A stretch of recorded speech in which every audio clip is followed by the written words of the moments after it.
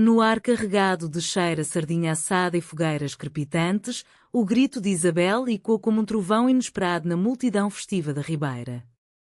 Traição. Como pudeste fazer isso comigo, Sofia? Depois de tudo o que passamos. As palavras cortaram o ar, silenciando por um instante o burburinho do São João em Porto. As pessoas viraram-se, curiosas, enquanto fogos de artifício explodiam no céu noturno, iluminando o rosto lívido de Isabel, lágrimas misturando-se ao suor da noite quente de junho. Sofia, petrificada, sentiu o mundo desabar. Não era traição, era um mal-entendido terrível, nascido de uma conversa mal ouvida numa festa familiar horas antes. Mas ali, no coração da celebração mais vibrante de Portugal, o dano estava feito. Isabel e Sofia haviam-se conhecido 3 anos antes, num café da Baixa portuense, onde o aroma de pastéis de nata se misturava ao som distante do fado. Isabel, com seus olhos castanhos profundos como o Douro ao entardecer, trabalhava como guia turística, levando estrangeiros pelas ruelas empedradas de Porto, contando histórias de navegadores e azulejos centenários. Sofia, por outro lado, era uma artista plástica cujas telas capturavam a essência melancólica da cidade, as varandas floridas do bairro do Barredo, os elétricos rangendo pelas colinas íngremes. Elas eram o oposto perfeito. Isabel, extrovertida e enraizada nas tradições portuguesas, Sofia, introspectiva e sonhadora, sempre com um pincel na mão. A relação delas floresceu devagar, como um vinho do Porto envelhecendo em barril. Começou com olhares trocados num concerto de fado na Casa da Música, evoluiu para passeios à beira-rio ao pôr do sol e culminou em juras de amor sussurradas sob as estrelas na ponte de Dom Luís. Mas em Portugal, onde a sociedade ainda lutava com as sombras do conservadorismo católico, o amor delas era um segredo guardado a 7 chaves. As famílias, tradicionais e enraizadas na fé, não sabiam. Ou assim pensavam. A festa familiar que detonou tudo aconteceu na véspera do São João, na casa da avó de Isabel, no bairro de Miragaia. Era uma reunião típica portuguesa, mesas cheias de broa de milho, queijos da Serra da Estrela e vinho verde fresco. O riso ecoava pelas paredes adornadas com santos de madeira, enquanto o cheiro de manjerico, a erva simbólica do São João, perfumava o ar. Isabel e Sofia estavam lá, fingindo serem apenas amigas íntimas. Mas um telefonema mudou tudo. Sofia, no canto da sala, falava ao telemóvel com uma velha amiga de Lisboa, confidenciando sobre um projeto artístico que envolvia uma colaboração com uma ex-namorada. Sim, vou encontrar-me com ela na próxima semana. Pode ser bom para nós duas, disse Sofia, referindo-se ao benefício profissional. Isabel, passando por perto com uma travessa de sardinhas, ouviu apenas fragmentos. Encontrar-me com ela. Bom para nós duas. O ciúme, esse veneno sutil, infiltrou-se no coração de Isabel. Ela não perguntou, em vez disso, deixou a dúvida fermentar. Horas depois, na multidão do São João, com martelinhos de plástico batendo uns nos outros e balões subindo ao céu, Isabel confrontou Sofia publicamente. Ouvi-te ao telefone. Estás a trair-me com ela, não estás? Depois de tudo. Sofia, chocada, tentou explicar, mas as palavras saíram atropeladas. A multidão murmurava, alguns riam, outros olhavam com pena. Era o clímax de uma noite que deveria ser de alegria, mas transformou-se em dor crua. Sofia fugiu pelas ruas estreitas, o coração apertado como as vielas de Porto. Ela subiu até à Sé Catedral, onde o panorama da cidade se estendia como um tapete de luzes. Lá, sozinha, chorou pela primeira vez em anos. Como um mal-entendido podia destruir algo tão puro? Isabel, arrependida mas orgulhosa, ficou na ribeira, bebendo um copo de vinho para afogar a mágoa. Mas o São João, com sua energia catártica, não permitia que a dor ficasse estagnada. Fogos explodiam, simbolizando o renascimento, e Isabel começou a questionar suas ações. No dia seguinte, a cidade acordava com ressaca festiva. Ruas cheias de lixo de balões e martelinhos, mas o ar ainda vibrante. Sofia, em seu ateliê no bairro das Artes, pintava furiosamente, canalizando a dor em traços vermelhos e azuis, como os azulejos que contavam histórias antigas de amor e perda. Isabel, guiando um grupo de turistas pela livraria Lelo, sentia o peso do remorso. Porto é uma cidade de pontes, dizia ela aos visitantes, construídas para unir o que o rio separa. Mas em seu coração, a ponte com Sofia parecia quebrada. Um segredo mais profundo começava a emergir. Isabel carregava uma bagagem emocional. Sua mãe, devota católica, havia descoberto cartas antigas de uma paixão juvenil de Isabel por uma colega de escola. Isso havia causado um racha familiar anos antes, forçando Isabel a reprimir sua identidade. Sofia, por sua vez, tinha seus demónios, uma infância em Lisboa marcada pela ausência do pai, que a deixara desconfiada de compromissos. À medida que os dias passavam, o mal-entendido evoluía para uma crise maior. Amigos comuns, como o fadista Manuel, tentavam mediar.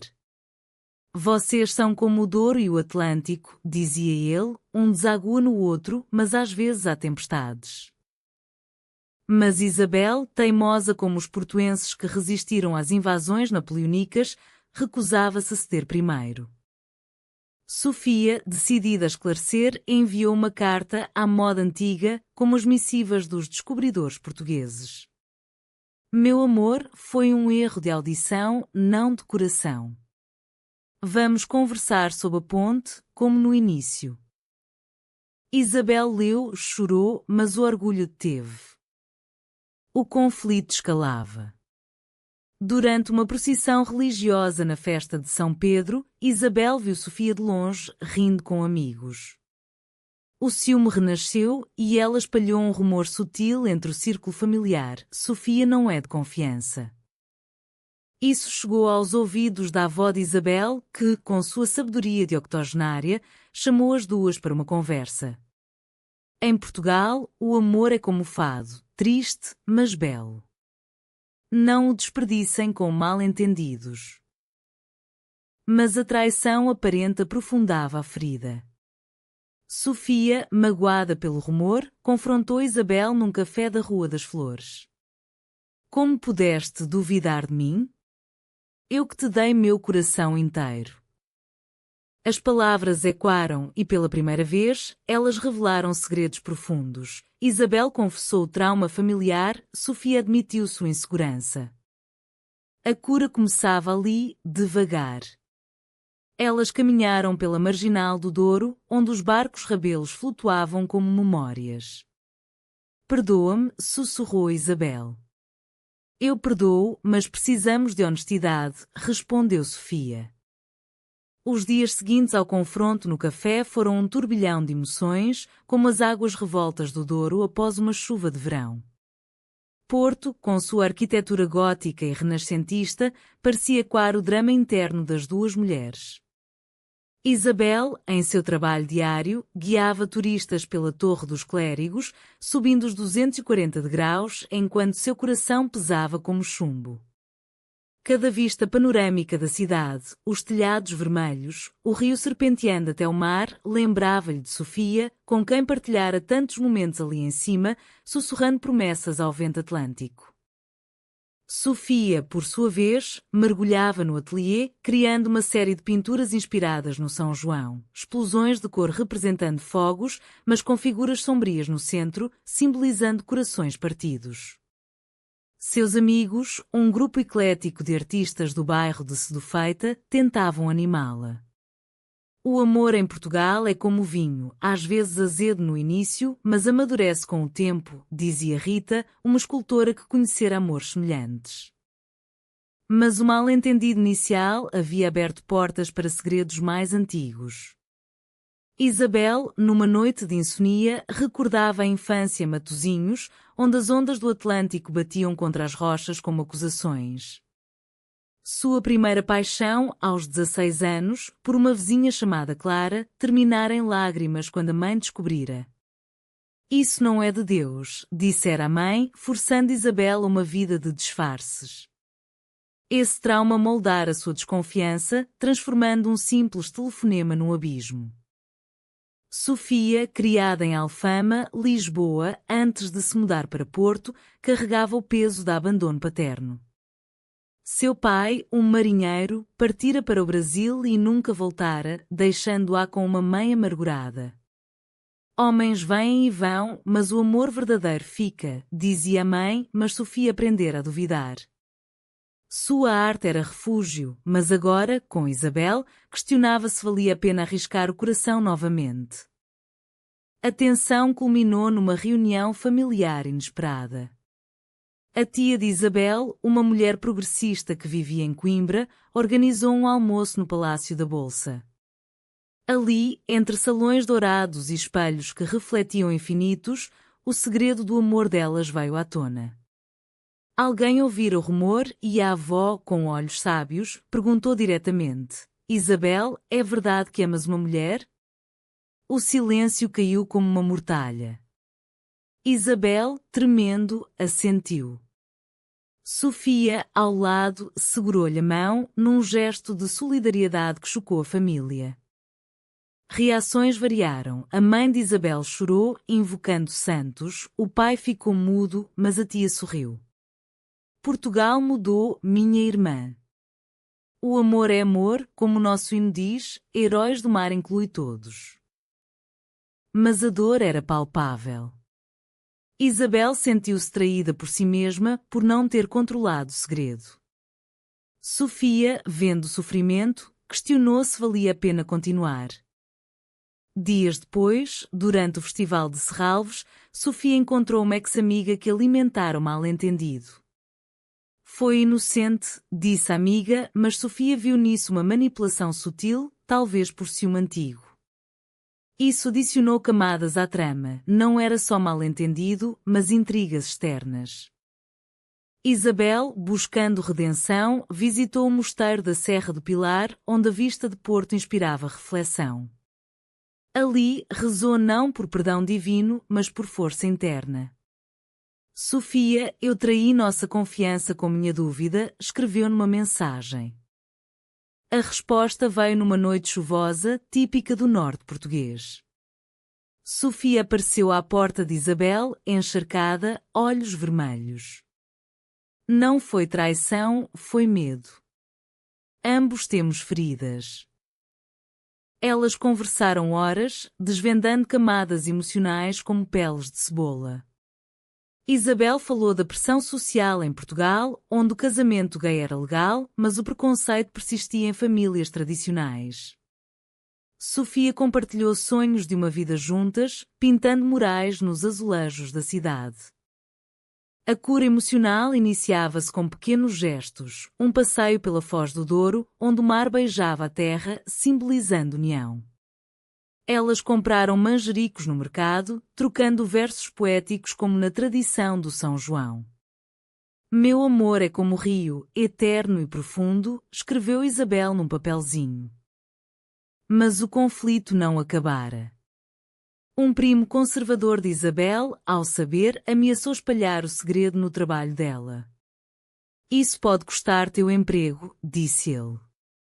Isabel, furiosa, confrontou-o. Meu amor não é escândalo, é humanidade.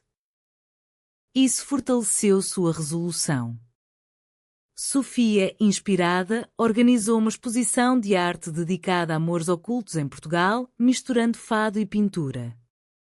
Isabel compareceu e ali, perante amigos, elas se reconciliaram publicamente com um abraço que dizia mais que palavras. No entanto, a dor persistia. Numa viagem de comboio para o Douro Vinheteiro, elas discutiram o futuro. E se a família nunca aceitar? Perguntou Sofia. Então construímos nossa própria família, respondeu Isabel, com uma determinação nascida da adversidade. A narrativa tecia-se com elementos culturais, o fado como trilha sonora da melancolia, as festas religiosas como pano de fundo para revelações, o vinho como metáfora de amadurecimento. Porto, com sua resiliência, cidade que sobrevivera a terremotos e invasões, espelhava a jornada delas. À medida que o verão avançava, o amor renascia mais forte. Elas visitaram a Capela das Almas, coberta de azulejos azuis, e juraram lealdade eterna. Mas um twist final aproximava-se. Um segredo de Sofia sobre uma oportunidade de trabalho em Lisboa testaria sua união. O sol de julho banhava as vinhas do Douro, onde Isabel e Sofia passeavam de mãos dadas, colhendo uvas maduras como símbolos de um amor que amadurecia apesar das tormentas. Mas o segredo de Sofia pairava como uma nuvem, uma oferta de residência artística em Lisboa que poderia separá-las por meses. Não sei se devo ir, confessou Sofia, enquanto provavam um tawny envelhecido numa adega centenária. Isabel, sentindo o estômago revirar, respondeu: se é teu sonho, vai. Mas promete que voltas para mim. Essa revelação adicionava tensão ao já frágil equilíbrio. Isabel, ainda lidando com as repercussões familiares, via nisso uma possível traição, não romântica, mas emocional. Lisboa? Lá onde tudo é mais liberal, mas distante de nós? Questionou, voz trêmula como as folhas ao vento. Sofia, defensiva, retrucou: é oportunidade, não fuga. Tu duvidas de novo? O mal-entendido inicial ecoava, ampliando feridas. De volta a Porto, a cidade fervilhava com o Festival Internacional de Teatro. Elas assistiram a uma peça sobre amores proibidos, inspirada em Camões, e as palavras do poeta "Amor é fogo que arde sem se ver" ressoaram profundas. Após o espetáculo, numa taberna da Vitória, discutiram abertamente. Meu medo é perder-te para o mundo, admitiu Isabel. Sofia, tocada, revelou sua insegurança. Lisboa me assusta porque lá eu era sozinha. Contigo sou inteira. A família de Isabel, lentamente, começava a aceitar. A mãe, após uma conversa com o padre local, que pregava tolerância, convidou Sofia para um jantar. Não entendo tudo, mas vejo que fazes minha filha feliz, disse ela, servindo arroz de polvo. Foi um momento humano, ponte entre tradição e modernidade em Portugal. Mas o primo conservador persistia na oposição, espalhando fofocas no bairro. Isso levou a um confronto dramático na Feira do Livro do Porto. Isabel, defendendo seu amor, gritou: basta! Meu coração não é teu para julgar. A multidão aplaudiu, e quando o espírito progressista da cidade. Sofia, inspirada pela coragem de Isabel, decidiu recusar a oferta de Lisboa. Meu lugar é aqui, contigo e com Porto. Elas celebraram com um piquenique na praia de Matosinhos, onde as ondas lavavam as mágoas passadas. No entanto, um novo conflito surgiu. Uma carta anônima chegou a Sofia, alegando que Isabel havia se encontrado com uma ex. Era mentira, plantada pelo primo vingativo. Sofia, recordando o mal-entendido inicial, duvidou por um instante. É verdade? Perguntou, olhos cheios de dor. Isabel, magoada, negou veementemente: não. É armadilha para nos separar. Isso levou a uma investigação emocional. Juntas, confrontaram o primo numa reunião familiar na casa da avó. Porquê? Perguntou Isabel, voz quebrada. Ele confessou, medo da mudança. Nossa família é tradicional. A avó, sábia, interveio. Tradição sem amor é vazia. Lembrem-se do São João, fogo purifica. A revelação trouxe cura. O primo pediu perdão e a família uniu-se em aceitação relutante. Isabel e Sofia, fortalecidas, planejam uma viagem ao Alentejo para selar sua união com votos privados sob oliveiras antigas. A narrativa entrelaçava a cultura portuguesa, o fado como lamento, as festas como catarse, o vinho como símbolo de resiliência. Porto, com sua história de conquistas, espelhava o triunfo delas sobre adversidades. Mas o clímax aproximava-se. Durante o outono, com folhas caindo como lágrimas, Sofia descobriu uma doença na mãe de Isabel, algo que uniria a família, mas testaria sua relação. O outono chegava a Porto com chuvas suaves, lavando as ruas como lágrimas redentoras. A mãe de Isabel, diagnosticada com uma doença crónica, unia a família num esforço coletivo. Sofia, solidária, ajudava nos cuidados, cozinhando caldos tradicionais e lendo poemas de Florbela Espanca para animá-la.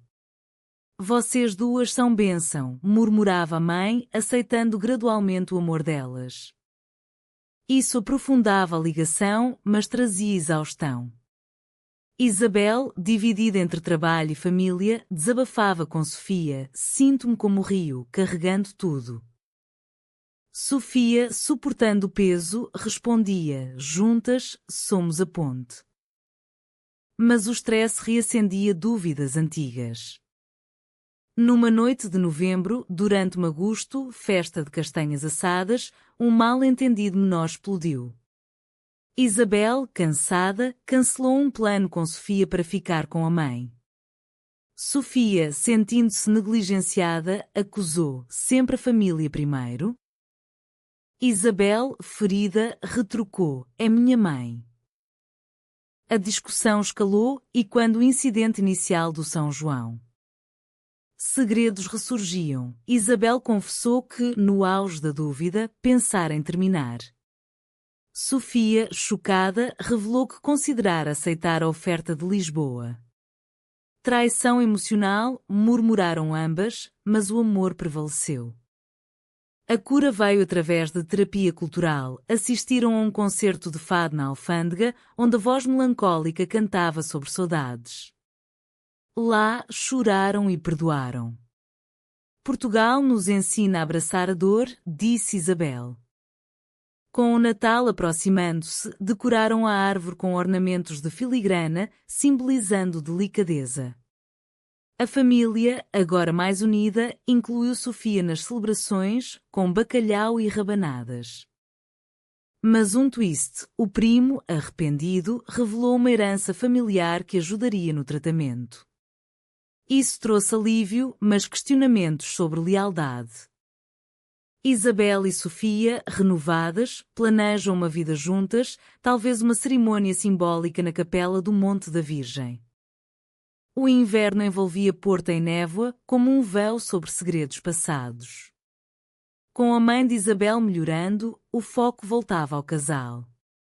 Elas exploravam o Gerês, caminhando por trilhas onde a natureza portuguesa curava almas. Aqui, longe da cidade, vemos claro, disse Sofia, beijando Isabel sob uma cascata. Mas resquícios de dor persistiam. Num debate sobre o futuro, Isabel sugeriu morar juntas. Sofia hesitou: e se a sociedade julgar? Isso reacendeu inseguranças, mas levou a diálogos profundos sobre identidade LGBT em Portugal. Participaram de um evento no Pride de Porto, sentindo-se empoderadas. Somos parte da tapeçaria cultural, afirmou Isabel. Um segredo final: Sofia descobriu cartas antigas de Isabel para Clara. Inicialmente ciumenta, entendeu como lição. O passado nos molda, mas o presente nos define.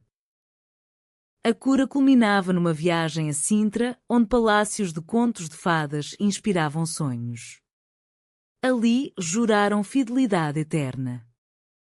De volta, a família aceitava plenamente, celebrando com um jantar de Ano Novo.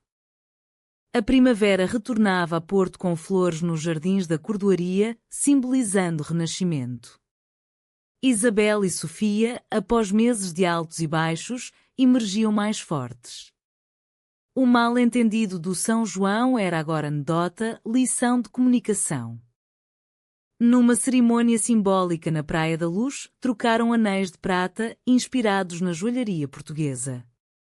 Amigos e família compareceram, testemunhando o amor. A mãe de Isabel, curada, abençoou: que São João ilumine vosso caminho. O primo, transformado, pediu perdão definitivo. Sofia expôs sua arte, capturando a jornada, de corações partidos à união. Isabel, orgulhosa, guiava turistas contando sua própria história de resiliência. O fim era humano, não perfeito, mas autêntico. Em Portugal, onde o fado canta tristezas, elas encontraram alegria duradoura, provando que mal-entendidos podem levar a profundezas emocionais e cura.